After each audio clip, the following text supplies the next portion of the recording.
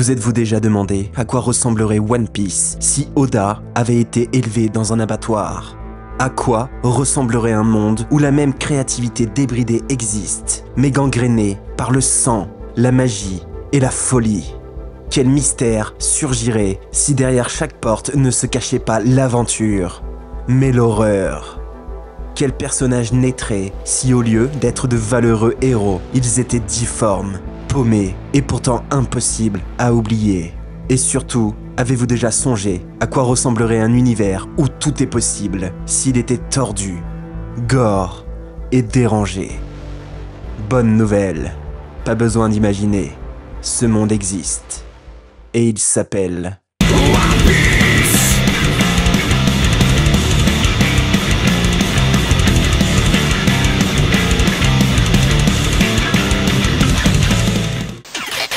Et il s'appelle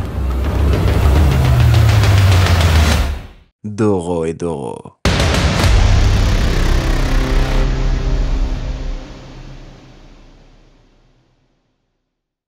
Rapide disclaimer, même si je risque d'alterner entre des images du manga et de l'anime pour illustrer, je ne saurais trop vous conseiller le manga. C'est plus beau, plus sombre, plus mature, et l'ambiance y est immensément mieux retranscrite. Au lieu de CGI un peu dégueulasse, on a par exemple droit à ce genre de page.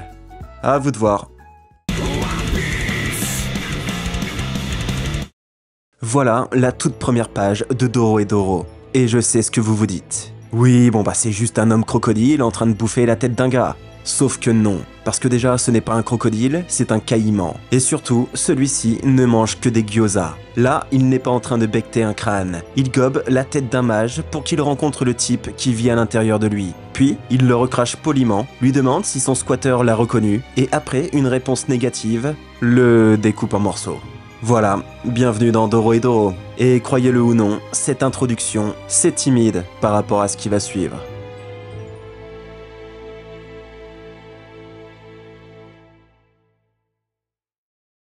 Hall, une ville qui porte bien son nom, un trou, un dépotoir à ciel ouvert.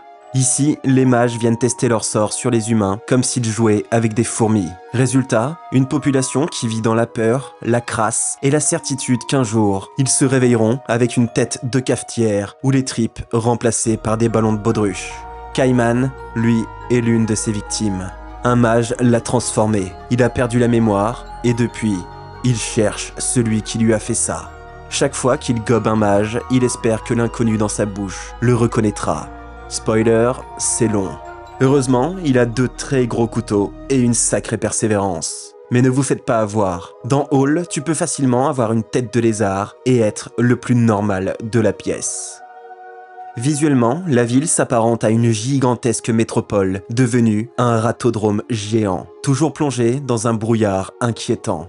Chaque rue est un musée de l'horreur en plein air. Des bâtiments en ruine, des cadavres qui traînent et des passants difformes, à moitié transformés par des magies expérimentales. Un décor si glauque que même Silent Hill demanderait le remboursement. Mais il y a quand même des moments de répit, comme quand la pluie tombe, puisque ce n'est pas de l'eau, mais des résidus de fumée magique, corrosifs pour les mages. Bref, dans Hall, même la météo a envie de buter quelqu'un. Maintenant, je vous rassure, si vous cherchez un peu d'animation, Hall ne manque pas d'activités touristiques. Vous pouvez par exemple assister à la délicieuse nuit des morts-vivants. Une fois par an, à 23h pétantes, les alarmes retentissent à travers toute la ville, indiquant aux citoyens de se cloîtrer chez eux et aux exterminateurs de se présenter au cimetière principal. La fumée des mages, emmagasinée dans le ciel, génère des distorsions imprévisibles, et les dépouilles de leurs pauvres cobayes se réveillent. Des milliers de zombies, affamés avec une terrible envie de se venger, qui se déversent sur la ville. Chaque extermination récolte 1 point, et à la fin, vous pouvez échanger votre total contre différents lots. De quoi raviver les amateurs de Call of Duty. Mais soyons honnêtes, aussi charmant que soit Hall, avec son atmosphère vacances à Tchernobyl, pour ceux qui veulent un dépaysement à en vomir, l'agence Dernier Voyage vous recommande plutôt le monde des mages. Si Hall est un dépotoir à ciel ouvert, le monde des mages ressemble plus à une gigantesque cour de récré. Sauf que les gosses ont des flingues nucléaires et 0 instinct de survie. Ici, c'est la loi du plus fort qui règne, et tout s'obtient par la magie. Les maisons, les commerces, même les petites décorations de jardin. Tu veux un gigantesque manoir délirant? Pas de problème. Tu veux une salle de torture dissimulée au 11e étage de ton aile ouest? Aucun souci. À partir du moment que t'es quelqu'un. Parce que les mages sont loin d'être égaux. Chacun possède son propre pouvoir, parfois redoutable, parfois totalement ridicule. Tu peux tomber sur un type qui transforme tout ce qu'il voit en champignons, ou un autre qui ne sait que faire des bubules. Avec un peu de bol, tu peux même tomber sur Turkey, une meuf transgenre qui a une dinde à la place de la tête. Sa magie consiste à préparer un rôti de porc et de canard, l'enfourner et sortir une marionnette, une copie conforme de quelqu'un. Oui, on peut dire que son pouvoir est complètement dinde. Mais le plus flippant, c'est que dans ce monde, même les mages n'ont pas la main sur leur destin. Parce qu'au sommet de la chaîne alimentaire figurent les diables.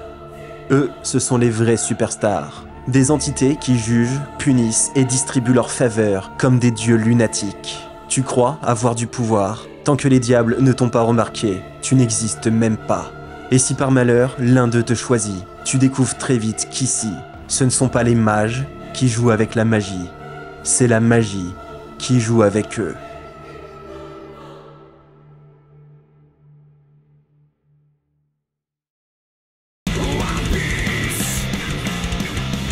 Contempler les personnages de Dorohedoro, c'est comme s'asseoir à un banquet grandiose. Sauf que chaque plat a été arrosé d'un trait de cyanure. Pas assez pour vous tuer, juste de quoi vous faire sourire jaune.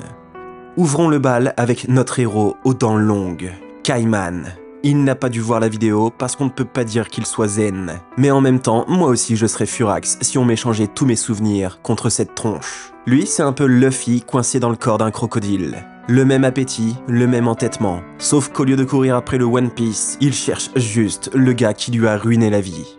À ses côtés, Nikaido, patronne d'un resto miteux, reine incontestée du gyoza. Elle est ce rayon de soleil improbable dans une ville faite d'asphalte et de sang. Et croyez-moi, dans un monde comme Dorohedoro, la chaleur humaine est une denrée rare. Et puis, il y a N, le big boss du monde des mages. Un parrain au charisme suffocant, capable de transformer n'importe qui en champignon d'un claquement de doigts. Et il adore ça. Vraiment. Son empire est une secte déguisée en famille mafieuse, où chaque allié est un pion, chaque ordre une graine, et chaque trahison un compost. Avec lui, on ne sait jamais si vous finirez dans son cercle rapproché ou dans son potager. Shin et Noi, son duo d'exécuteurs, complètent le tableau.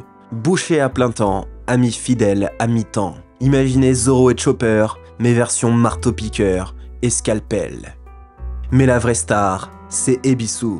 Petite mage masquée, moitié cramée, moitié allumée. Chacune de ses apparitions est un mélange de malaise et de fou rire. Elle débarque toujours en décalage total avec l'ambiance. Une blague au milieu d'un carnage, une danse au beau milieu de l'horreur. Et elle finit toujours par voler la scène. Dans un monde qui tuerait pour un peu d'ordre, elle incarne le chaos à l'état pur. Ebisu, c'est le grain de sable dans les rouages d'une machine déjà déglinguée. Sans elle, ça tournerait presque trop rond.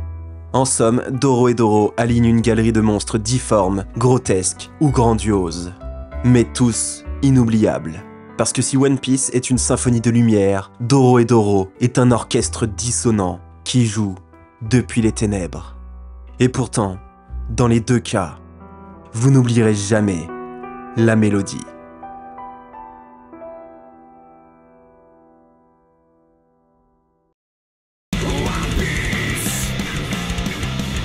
Dorohedoro, c'est un paradoxe permanent. Un mélange de mécanique et d'organique. Un crayonné brut, mais rempli de détails, autant dans les planches que l'univers. C'est un plaisir de découvrir les portes de chaque mage, servant de signature, tout aussi unique que stylisée. Parce que si Madame Q ne dessine que ce qu'elle veut, elle fait mouche à chaque fois.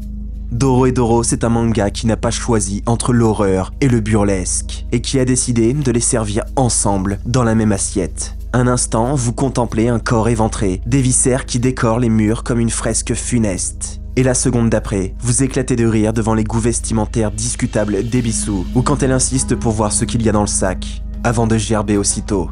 C'est cet équilibre improbable qui fait tout le charme de l'œuvre. Une cruauté brute, sans filtre, contrebalancée par une tendresse sincère. presque naïve.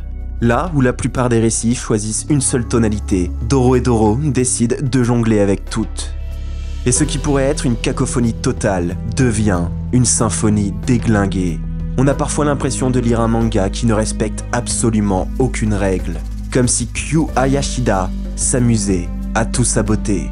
C'est l'une des rares œuvres où l'on peut passer en un chapitre d'un flashback capital, gore et macabre à souhait, à un match de baseball comique et grotesque entre dégénérés complets, et la seule où l'on peut assister à l'affrontement entre un cafard géant en basket et un homme champignon.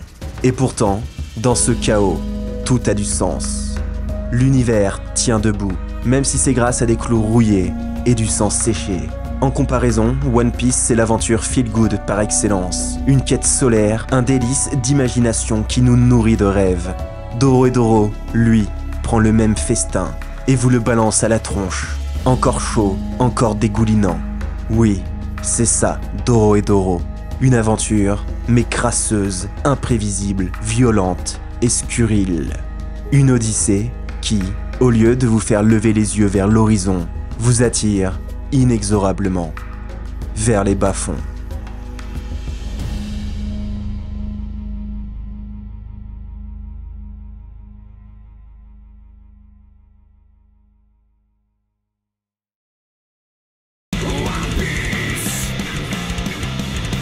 Derrière tout ce chaos, il y a un fil rouge, le mystère de l'identité de Kaiman.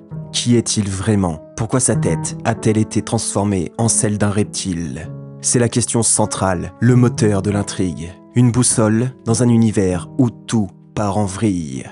Mais Dorohedoro, ce n'est pas qu'une enquête. C'est surtout une plongée dans ce qui fait ou défait notre humanité. À Hall, comme dans le monde des mages, la frontière entre l'homme et le monstre est aussi poreuse qu'une flaque de sang. Un visage difforme, une magie démente, un désir qui déraille, et tout bascule. Car ici, ce ne sont pas les grandes causes ou les nobles idéaux qui guident les personnages. C'est leur faim, leur rage, leurs obsessions absurdes. Une assiette de gyoza, un masque, un champignon. Des désirs parfois dérisoires, parfois terrifiants, mais toujours profondément humains. C'est là que Dorohedoro frappe juste. Dans ce monde grotesque, chaque personnage incarne une vérité crue. Qu'est-ce qui fait de toi un être humain? Ta mémoire, tes choix, ta capacité à survivre? Dans Dorohedoro, on ne cherche pas de trésor. On cherche simplement à savoir qui on est quand tout s'effondre.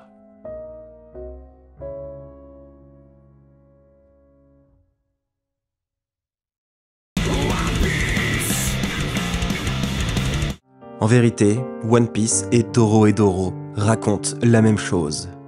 Un voyage. Mais pas avec la même lumière.